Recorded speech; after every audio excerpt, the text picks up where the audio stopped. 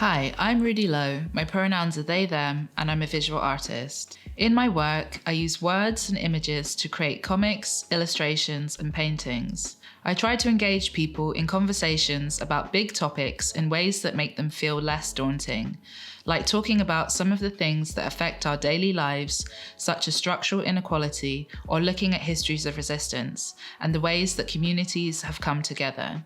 Today, we will be creating an A2 poster, which is this size, using text and drawing together to deliver a political message. This is a way of working that can be used to create illustrations, prints, banners, placards, and paintings. For this, we will need A2 paper.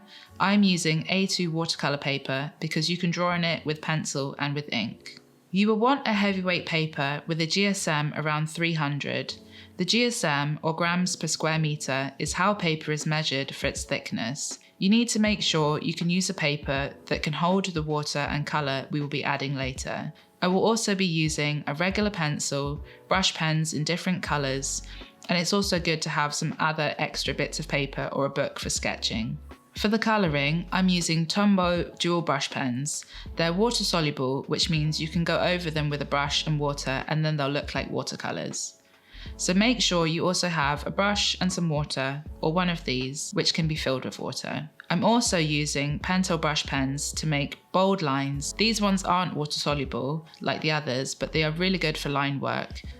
Just make sure that if you use these, you wait for your paper to dry because they will bleed, but they don't make much mess. You can also buy new cartridges for them and they're easy to use once you get the hang of them. You will need a workspace big enough for your A2 paper.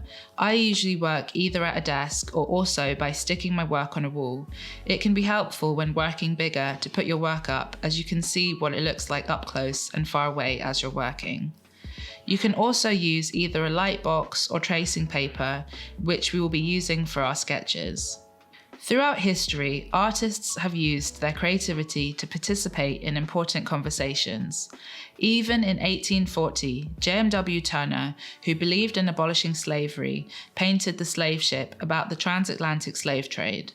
And there have been other artists, such as Emory Douglas, who was the revolutionary artist and minister for culture for the Black Panther Party, or contemporary artists like Lubaina Hamid, who uses painting as a form of cultural activism, or Barbara Jones Hogu and Faith Ringgold, who have also used images and text together to deliver a political message through painting and textiles.